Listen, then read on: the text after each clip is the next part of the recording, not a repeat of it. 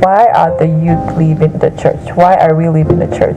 I think the youth are leaving the church because the much older people have a standard or an expectation that on the youth, like they want the youth, I'm a perfect youth, but I don't think the youth can be perfect. There's no perfect youth, so I think the youth leave to find a different church that they find themselves comfortable in. We're talking and they're not listening. I repeat, we're talking and they're not listening.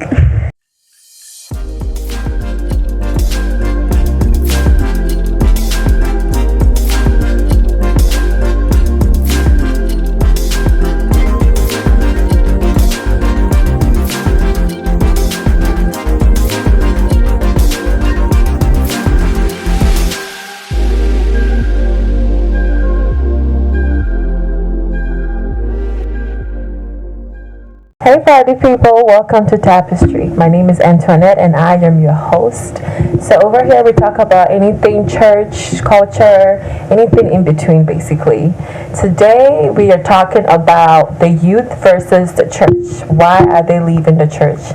I'm sure everybody has their own opinions about this topic. And to help me with that I have Erica, Dominique, Tracy, and KB in the studios today. Hi people, welcome. Hi.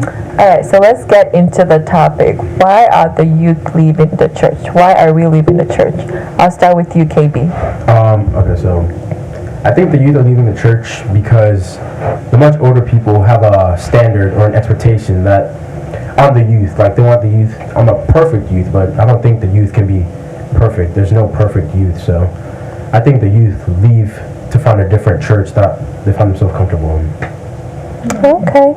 What about you, Teresa? I agree with KB when he says that the older people have an expectation for the youth to be the perfect Christian child. Like they have really high expectations for what they want their child to be like in the eyes of God. But I feel like a lot of youth are feeling a lot of pressure to be a certain way. So they leave so that like they won't have that weight on their shoulders. What do you think, Dominique? I would say I agree with KB on the whole perfect image of a Christian child. Because I won't say every parent, but I feel like most parents compare their own child to another person has straight A's, acts well before adults and everything, but then it's always like, do you know what they're doing in their home? Are they being that way because their parents tell them act this way when you go outside? Yeah, pretending to. Exactly. So you never know if that's the real person, because underneath they could be going elsewhere, drinking, smoking. Their parents have no knowledge of it, but then they go before church people. Like you only see them on Sundays.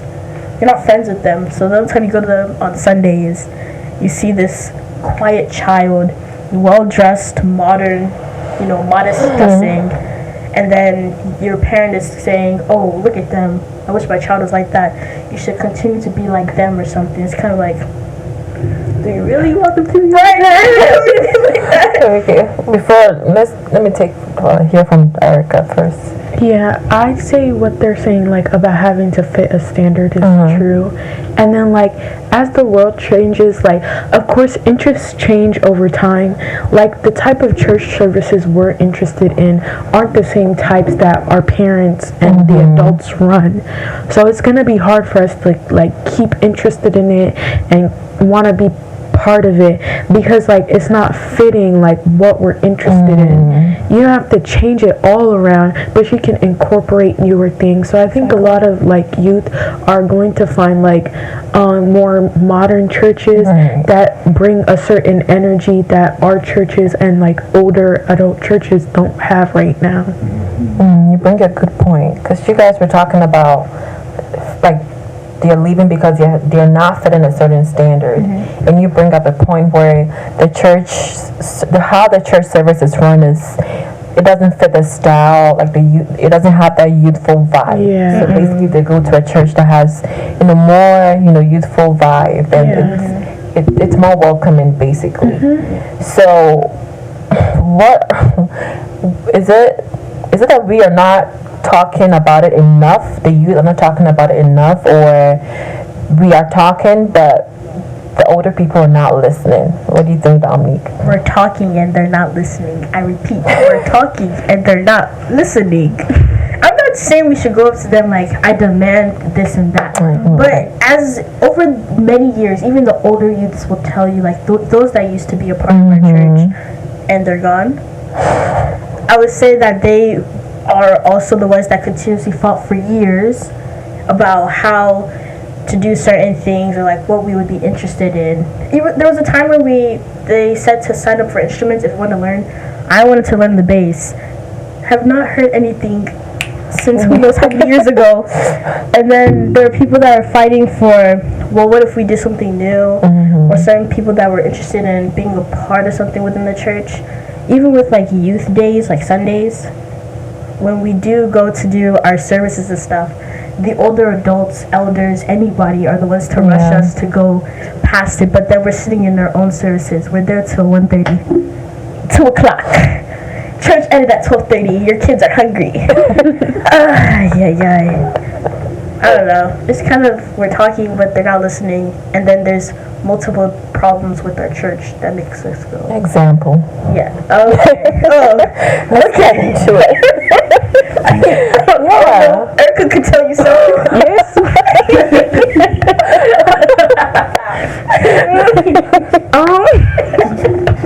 I think we all have like a story, like, you know how people say microaggression, like that's what a lot of them feel like. I feel like a lot of the adults, most of the time, the things they do, it doesn't seem malicious to them because that's how they grew up. Like anybody can walk up to you and be like, your dressing is not nice, go home and change it. But like when they say certain things to us, we're just like, the time we're living in now, we're like, wait a minute, like that's just you can't like speak to me like that, you know. That's a bit harsh. Like I know somebody I know that left, he had like a story that he would tell all the time of like why some people, like why he felt so disrespected, and it was like a main story. There was a bunch of other things, but there's this time where we were at our Easter convention, which is like a big thing. Many other churches come, you live in a hotel, and he says like he saw this older gentleman and he like drops his key in the hallway, and so he looks at him, he's walking in the hallway coming back from his room, and he points at him, he's like, you pick up my key, and he's like excuse me. Like, yeah, I'm not gonna pick up your key. And the guy was like, who are you talking to? Like, I'm an adult and you're a kid. You need to respect me and pick up my key. And he's like, and he's telling us the story. And he's like, just because I'm a kid doesn't mean you can't respect me. You're telling me to respect you, but I didn't receive any at first, so why would I pick up your key? You know? So it's like a lot of us have these experiences where just something happens and we're like, that wasn't a nice thing. But if you say anything, it's kind of like you're being disrespectful. Yeah. So a lot of us just take it and we just like don't say anything about it. Or if we do say anything about it, people are like, well, it's not that deep. That's how they are. That's true. And that's the thing. That's how they are, right? Because that's how they were raised. No filter. No filter. Exactly. Because even thinking back, because, you know, back then, I mean, you can't talk to your parents like that, right? So they have this mindset, like you have to respect, and they demand their respect, right? But over here in this new, you know, generation, like you can't talk to people like that. Like people deserve that respect.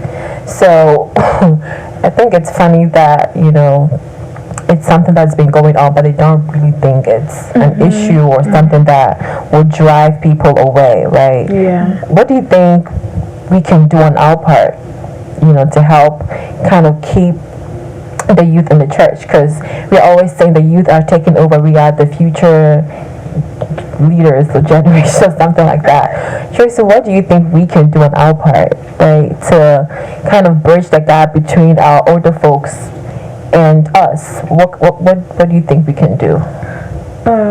Well, I think that, first of all, I think that we can start by probably understanding their point of view while they're also trying to understand our points of views. You know what I mean? Like, I feel like every year we say this. We say like, oh, we need to, understand each other's point of views. But I feel like they're still stuck in their point of view. So they are the problem. It's not us. I feel like we try. I feel like we really do try. Like, we understand that they grew up a certain way, but I feel like they're not understanding how we're also growing up, like in this new age. Like, they feel like they can. They feel like we demand respect from them, but it's not like we're demanding respect, but we're asking for the same respect that we're giving you. Exactly. Yeah, we're basically asking for the same type of filter that we give other people. That's what I. What about you, KB? Can you ask the question again? Is there anything that we can do on our part to? Okay. Yeah.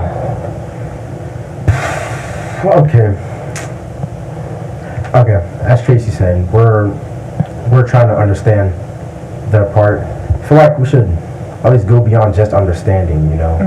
Like, ask them questions. How their childhood was, how they felt when their parents were talking to them this way, and if we had kids and we talked to our children that way. So they would think, oh, that wouldn't be so nice. So maybe just us sitting down face to face, having a conversation about how we can meet in between would be like just find level ground where we can both stand and be comfortable with whatever. I'll beg to differ, because that's how they were raised, honestly. Because growing up in Ghana, like, you can't talk to your mom. Like, if your mom says this, that's it. Like, there's no going back and forth with them. So I think it's very hard for them to be open-minded, right? To how the American culture, where like kids are, they're very more open, very very vocal, right? Yeah, because back then, you're even afraid to even speak up. The kids are very loud. Like, they can speak their mind and be free. So I think it's more on them being open-minded, right, to what we have to say and the ideas that we have to offer. So yeah, that's what I would say. What about you, Dominique? I think the open-minded part also kind of scares parents, because we're so vocal in our thoughts and our feelings. It's not like we're holding them back. I think we are, maybe to an extent. I can't speak for everybody, because personally, I'm not gonna go out and tell you my piece, because if I tell you my piece all the time, it's definitely gonna be a little more disrespectful. But at times, it's kind of, you need your own, like Tracy said and Katie said, like a filter when you're talking to them. But I feel like parents have a personal fear when their kids become more vocal, because if your own kid is becoming more vocal, then you're scared what's gonna happen after that. Are they gonna start going back behind my back? Maybe they already are, but start going behind my back, doing this, doing that, start hitting me, because African parents, they hear everything like extreme. Like, they exaggerate. Like, you see this kid kill their parents. You see lovers killing the other significant other's parents because they want to be together. It's like they see that, and then they see you being vocal about your feelings and how you felt hurt about something, and they go A, B, C. I'm getting hurt in the end, so please not put your feelings away specifically, but just say, Kwame, don't speak to me like that. I'm not your friend. I'm not your friend. I'm not your age mate. I'm not your age mate. I'm not your classmate. I'm not nothing. And it's kind of like, you shut me down. Exactly. So talk to them. You talk to them, but I'm not your age mate. So how am I supposed to talk to you if I can't talk to you? Yeah, because they didn't have that kind of like upbringing Or that kind growing of up. emotional connection with your Exactly. parents. So it's more of like, whatever he says is what I do. It was like a dictatorship almost. Like, it wasn't a parent-child relationship. It was kind of like a dictatorship. The parents would tell the child, do this, do that, and there was no back talk. Yeah. I feel like we're kind of deviating off the topic a little bit. Let's bring it back to the church. So is there any measures that they can put in place, where you feel like, okay, we have these measures in place, the youth will stay, right? They will not leave. Is it how the services are run? What kind of things are you guys looking for? To be honest, I don't think there's like an immediate solution, because we have to keep in mind, like, our church still does have a lot of older people. So if their services change, they're also not going to be like, they're also going to be like, well, what's going on? Like, this is our church too, you know? I feel like if we focus a lot on the people aspect of it, we'd all be gone. Like, because if we all listen to the second, if we all left the second a comet happened, we'd all be gone, to be honest. I feel like as sometimes you really do have to work hard to block out the people sometimes. I know that I've had to work towards that as well. So you can focus on other like outlets within the church, because I know like a lot of the youth now, we have like jobs around the church. Some of us are part of the media team and work cameras. Some of us, like, I know that I'm part of the children's ministry as a teacher, and I help them every Sunday. Some people are on choir, some people are on music, and I feel like that does allow some people to come back to the church, because there's some people who come back, you see them, they might not sit in the crowd, but they do go and they go play the drums the entire service. So they might not be in the crowd, but they've come to church, they've heard the message, and they're still in the church. So I feel like finding a niche around the church to make you feel like you belong there, or make you feel like you're actually doing something in the church, will allow you to stay. Because some of the things people do say, or some of the ways people act towards you, can make you feel like you're not important around the church. But if you like find something that allows you to believe you're important around the church, it'll be easier to stay. Yeah. What about you, Dominique? In terms of getting the church to keep the youth there, I feel like the youth have done a lot in terms of going to them and talking about it, and then getting very little back. Because we also do these things like every year. Every youth day, I think we have like a forum where we just sit in the church and pass the mic between the youth and the adults. I feel like we've done this every year. There's no progress. Yes, I've been here for 18 years. We do this every year for 18 years, but every year is the same. Every year the forum is on the same thing. So I'm like, how many forums are we going to have before like something happens? Several times. Before the forum answers start answering. You know what I mean? It just feels like we're talking to an abyss sometimes. So, I don't know, you know? Because what else am I supposed to do when going to talk to you? I will talk to you face to face, and you'll be like, okay, but when did I say anything that required a but? I said the youth needs such and such, and we're thinking such and such, and we've taken into account that we have made enough money for such and such.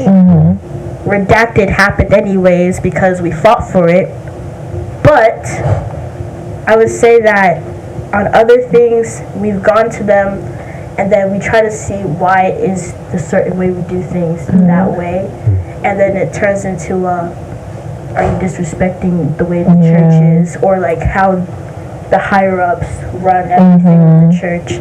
But then it's the small things that require the higher ups to fix and like figure out, and then you're sitting there like, but why? But then that but why question is not that right question. Don't ask that question. What about you, Tracy? Anything that they haven't done that they can do?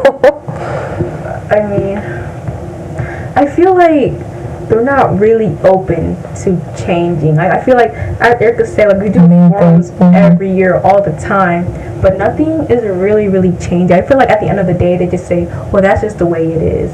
Like I feel like they just hit you with the, well, that's how it is. That's how the church is. That's how it. You know, I just feel like it doesn't have to be that way though. I feel like they're not. I just don't think that's really as open to changing as they say they are.